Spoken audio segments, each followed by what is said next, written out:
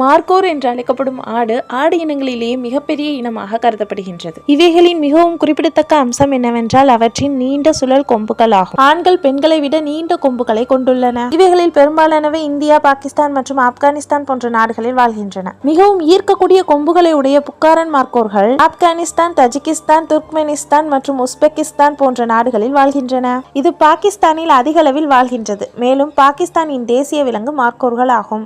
இமயமலை பகுதிகளிலும் சுற்றி திரிகின்றன. மார்க்கர்கள் பொதுவாக மலைப்பகுதிகளில் வாழ்கின்றன. மலைப்பகுதிகளிலும் அதிக உயரத்தில் தான் இவைகள் வாழ்மாம்.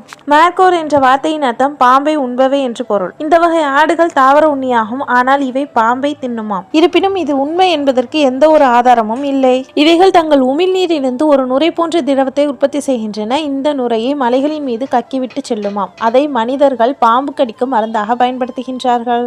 இவைகளின் வாசனை மிகவும் மோசமானதாக இருக்குமாம்.